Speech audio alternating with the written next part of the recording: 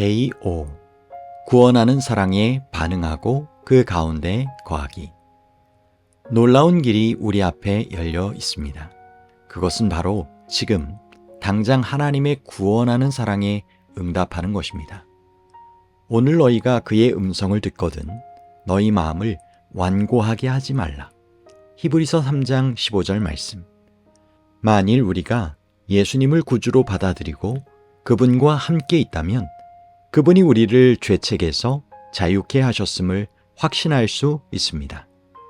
친히 나무에 달려 그 몸으로 우리 죄를 담당하셨으니 이는 우리로 죄에 대하여 죽고 의에 대하여 살게 하려 하심이라.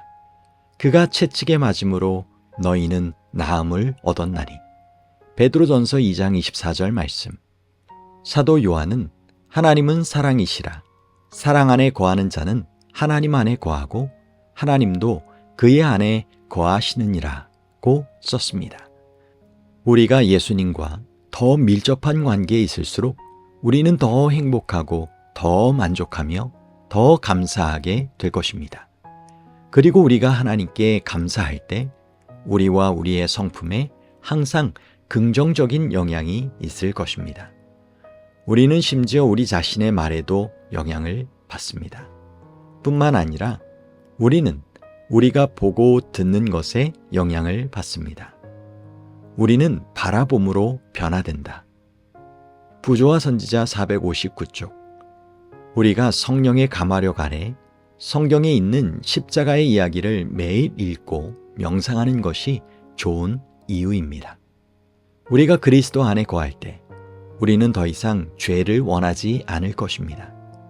그러나 우리가 실수로 혹은 알지 못한 채로 죄를 범하면 요한일서 2장 1절의 말씀이 적용됩니다.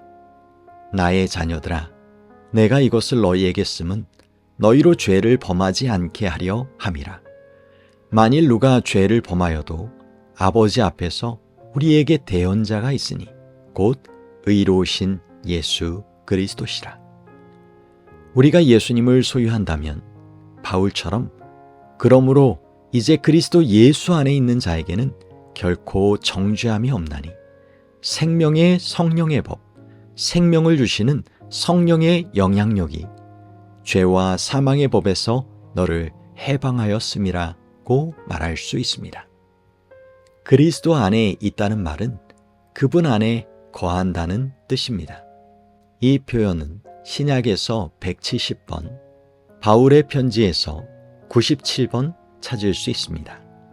그분 안에 거한다는 것은 예수께서 요한복음 3장 5절에서 말씀하신 거듭남에 대한 다른 표현입니다. 사람이 물과 성령으로 나지 아니하면 하나님의 나라에 들어갈 수 없느니라. 요약해 봅시다. 하나님의 구원하시는 사랑에 매일 반응하는 사람은 누구든지 전에 결코 알지 못하였던 삶의 변화와 삶의 질의 변화를 경험할 것이며 끝내 영생을 얻게 될 것입니다. 저는 이것을 하나님의 사랑의 왕도로 봅니다. 그분의 사랑은 매일 우리를 축복하고 결국 우리를 구원하시기를 원합니다. 하나님의 사랑은 모든 시험을 견딤. 우리 대부분은 누가복음 15장 11에서 32절에 있는 탕자의 비유를 잘 압니다. 하루는 작은 아들이 하나님을 상징하는 그의 아버지에게 자기는 집을 떠나 자신의 삶을 살기를 원한다고 말합니다. 결국 그의 아버지의 규율, 하나님의 계명이 그에게는 맞지 않았습니다. 아들은 떠나기 전 자기가 아직 받을 수 없는 유산의 몫을 요구합니다. 그럼에도 아버지는 그의 몫을 줍니다. 아버지는 그를 사랑하기 때문에 그에게 완전한 자유를 줍니다. 이것이 하나님께서 우리를 대하시는 방법입니다. 그 아들은 먼 곳으로 갔습니다. 그는 자기가 좋아하는 것은 무엇이든지 했습니다. 그는 재물을 난잡한 파티와 문란한 여자들에게 썼습니다. 돈이 다 떨어졌을 때 그의 친구들도 곧 줄어들었습니다. 결국 아무도 남지 않게 되었습니다. 그 후 엎친 데 덮친 격으로 그가 있는 지역에 기근이 닥쳤습니다. 살아남기 위하여 그는 직업을 가져야 했습니다. 찾을 수 있었던 것은 돼지를 돌보는 일밖에 없었습니다. 내키지 않았지만 그 일을 시작했습니다. 배가 심히 고팠지만 돼지 먹이를 먹는 것도 허락되지 않았습니다. 이 어려운 시기 동안에 그는 아버지와 함께했던 시절을 생각하고 다음과 같은 결론에 도달했습니다. 나의 아버지의 모든 일꾼은 먹을 것이 풍족한데 나는 여기서 굶주려 죽겠구나. 나는 가서 이렇게 말하리니 아버지, 내가 하늘과 아버지께 죄를 지었사오니 지금부터는 아버지의 아들이라 일컬음을 감당하지 못하겠나이다. 나를 품꾼의 하나로 보소서 하리라 라고 말하리라. 누가복음 15장 18에서 19절 말씀. 우리가 하늘아버지께 죄를 범한 것을 뉘우칠 때 성경에서 이것을 회개와 고백이라고 부릅니다. 그는 착잡한 심정으로 자기 아버지께로 돌아가는 여행을 시작하였습니다. 그 아버지는 멀리서도 이미 자기 아들을 알아보았습니다. 그 아버지는 아들을 간절히 기다리고 있었음이 분명합니다. 우리 하늘아버지께서도 우리가 자신의 길을 더 이상 가지 않고 돌아오기를 간절히 바라고 기다리십니다. 동정심이 가득한 그 아버지는 아들에게 뛰어가서 상당히 더럽고 불쾌한 냄새가 날지라도 목을 감싸고 그에게 입맞춥니다. 아들이 모든 잘못을 미처 고백하기도 전에 아버지는 종들을 불렀습니다. 그는 종들에게 가장 좋은 옷을 가져오고 잔치를 열라고 명했습니다. 그 아버지는 자기 아들을 분명 이전과 똑같이 사랑했습니다. 하나님께서도 무조건적으로 사랑하십니다. 이 사랑은 모든 시험을 통과합니다. 그러나 우리가 하나님과 함께 살지 않는다면 아무런 소용이 없습니다. 그 아버지는 아들이 병들거나 큰 문제가 있더라도 그와 함께 있지 않을 때는 아무것도 해줄 수 없었습니다. 하나님의 사랑은 나에게 언제 중요한가요? 무엇 때문에 그 아들은 아버지의 사랑을 감사하게 되었을까요? 자신이 집에 있었을 때가 얼마나 좋았는지를 깨달았을 때에야 비로소 아버지에게 돌아가고 싶어졌습니다. 그 위기가 그를 정신 차리게 하였습니다. 그의 고난의 생애를 통하여 오만한 그의 태도가 현실적인 태도로 바뀌었습니다. 그는 절친들이 자신보다는 돈을 사랑했다는 것을 알았습니다. 그러나 아버지는 자신이 등을 돌렸을 때조차 항상 그를 사랑으로 대했습니다. 그리고 저는 그의 아버지가 그런 사랑으로 아들을 받아들인 후에는 아들이 결코 다시 떠날 생각을 하지 않았으리라 확신합니다. 이제 그의 아버지는 그의 온전한 사랑을 보여줄 수 있었습니다. 이제서야 그 아들은 이 사랑의 마음을 열었습니다. 이전에는 그 아들이 항상 무시했기 때문에 아버지는 사랑의 표시를 감춰야만 했습니다. 그러나 이제 아버지와 아들의 친밀한 관계를 가로막는 것은 아무것도 없었습니다. 내가 온전히 내 자신을 하나님께 열었을 때, 내가 나의 죄를 고백하고 내 생애를 그분께 의탁하였을 때, 나는 그분의 사랑의 온전한 충만을 경험할 수 있습니다. 작은 아들이 집으로 돌아왔을 때 한 것처럼 하나님 앞에 자신을 겸비케 하고 자신은 하나님으로부터 사랑을 받기에 합당치 않음을 깨달은 사람만이 하나님의 아들과 딸이 될 수 있습니다. 자신의 생애를 하나님께 의탁한 자들만이 결국 그들의 유업, 곧 영원한 생명을 받을 것입니다. 사랑을 위해 기도함. 만일 내가 하나님과 내 이웃에 대한 사랑을 잘 느끼지 못한다면 나는 어떻게 해야 할까요? 우리는 하나님과 우리 이웃에 대한 더 많은 사랑을 갖도록 기도하는 것을 포함하여 무엇이든지 구할 수 있습니다. 우리는 이렇게 기도할 수 있습니다.